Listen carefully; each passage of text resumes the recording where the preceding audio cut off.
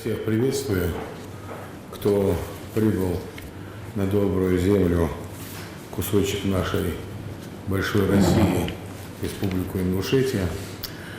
Это настолько приятно. В начале встречи глава региона Махмуд Али Калиматов тепло поприветствовал гостей. Участники 5-го межнационального проекта «Маяки дружбы. Башни Кавказа-2022» приехали в республику неделю назад. Активисты принимают участие в работе по сохранению и восстановлению кавказских боевых и сторожевых башен и крепостей. Махмуд Али Калиматов поблагодарил их за вклад в сохранение древней культуры региона и соседних республик. В Дагестане, в Чеченской республике, Северной Осетии, Кабардино-Балкарии.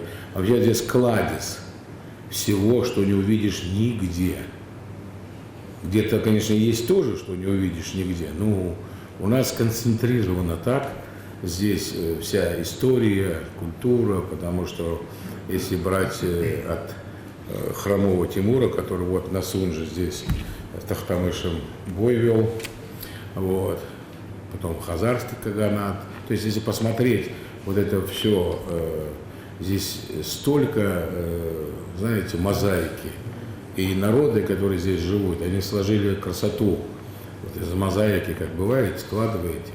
Вот такая вот красота здесь. Межнациональный проект «Маяки дружбы» собрал около 30 ребят из Подмосковья, Калуги, Перми, республик Северного Кавказа. Изначально проект стартовал в Ингушетии. Сейчас же участники, разделившись на 3 группы, знакомятся с историей 3 кавказских республик. У нас 3 группы по 15 участников. Мы, как только провели открытие проекта, разъехались на 3 республики. Это Республика Дагестан, Республика Ингушетия и Республика Северная Осетия. 10 августа будет закрытие проекта в регионах, и все команды, объединившись, поедут в Республику Дагестан на закрытие общего проекта. За эту неделю ингушская группа под названием «Орлы» провела большую работу в горной части республики. Активисты провели работы по реставрации башенного комплекса НИ, субботник на территории древнего замка, собрали более 50 мешков мусора, очистив русло реки Асса. Кроме реставрационных работ, ребят также ждали лекции, экскурсии по Ингушетии. Своими впечатлениями они с удовольствием делятся с главой региона. За 7 дней, которые здесь провела, пожалела, что не приехала сюда раньше. И да, дорога была тяжелая, но оно того стоило. Безусловно, оно того стоило. Я благодарна, что я нахожусь здесь. Я очень надеюсь, что я сюда еще вернусь. Вот, и по приезде, конечно, обязательно мы расскажем всем, как здесь было замечательно, и будем рекомендовать именно приезжать и видеть все это своими глазами. Более того, отмечает одна из участниц Хазбат Тилакаева из Дагестана, им даже удалось поприсутствовать на ингушской свадьбе. Взрослые, даже когда мы заходили, они всегда вставали. Это, наверное, говорит о том, что вы сохранили те традиции, обычаи, которые были у наших предков, и вы их передаете. И для нас, для всех остальных, наверное, надо следовать вашему примеру и помнить, что мы все одна большая семья. А какой обычай вам, который рассказывали, самый такой удивил или наоборот? Ну, какой вот самый кто-нибудь из тех? То, что жених не присутствует на самой свадьбе. У нас уже чуть-чуть эти традиции жили, и у нас жених бывает на свадьбе. Второй такой момент, тот вот этот ритуал, как идти за водой на родник, как разбивать яйцо, о том, как встречают невесту. Вот это, думаю, ребятам очень понравилось. И самое интересное, на этой свадьбе все наши ребята, и мальчики, и девочки станцевали лезгинку. Да вы что? Знаете, когда мы пришли на свадьбу, все на нас смотрели, если бы мы не заговорили бы на русском, наверное, как нам уже сказали, никто бы не отличил, что мы приехали из других регионов, потому что все были, вот девочки, как на подбор, одели платочки, соблюдая все традиции. И сколько нам было сделано комплиментов, и то внимание, которое нам оказывает, я думаю, для ребят это хорошее начало изучения Кавказа. В этом году география проекта расширилась. Участие в нем принимают ребята из Луганской и Донецкой народных республик. У нас здесь и из ДЛНР ребята, и из ЛНР.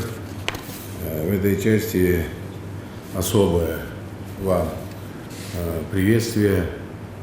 Спасибо, что вы приехали, что вы понимаете, что вы находитесь в родной стране. Новые знакомства и яркие впечатления от региона получил и Даниил Галицкий. На Кавказе молодой человек до этого ни разу не был и оказался приятно удивлен гостеприимством и доброжелательностью ингушского народа. Я реально не знаю как. туда донести вот эти кирпичи, установить, жить там. Но это действительно удивительные вещи.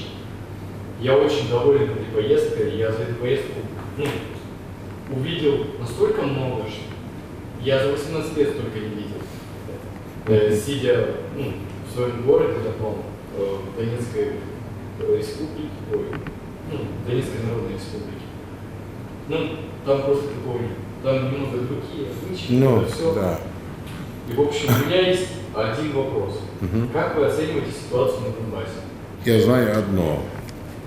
Если Владимир Ильич говорит, мы идем по плану и доведем все до конца, я его понимаю так, что цели будут достигнуты, которые поставила Россия. Мы всегда и сейчас участвуем, помогаем и будем помогать.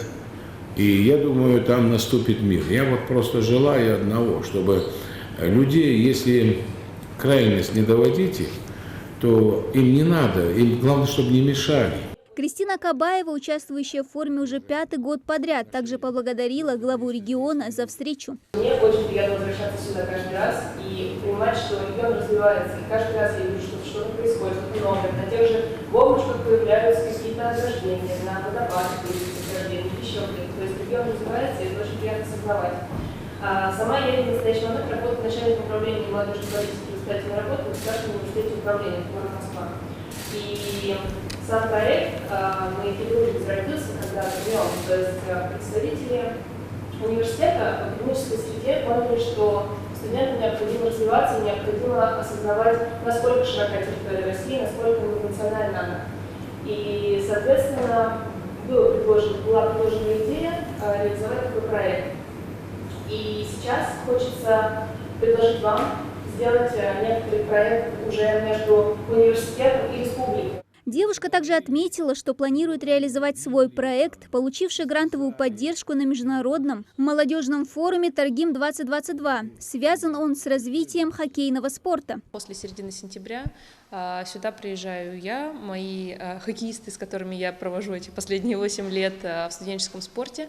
И также приглашены ребята из Ингушетии и Чечни, то есть это дети, которые занимаются в спортивных школах совместно со студенческим хоккеем Москвы, и, соответственно, мы будем это все организовывать в вашем прекрасном Ледовом дворце. А там будут показательные выступления, также некоторые совместные игры, то есть мы будем делать смешанные команды, то все-таки межнациональные компоненты там тоже находятся, поэтому это будут смешанные командные соревнования. Участники также вручили главе республики небольшой подарок – футболку с эмблемой их проекта. В свою очередь Махмут Али Калиматов поблагодарил ребят за приезд и отметил, что регион вновь ждет их в следующем году. Надеюсь, вы будете приезжать.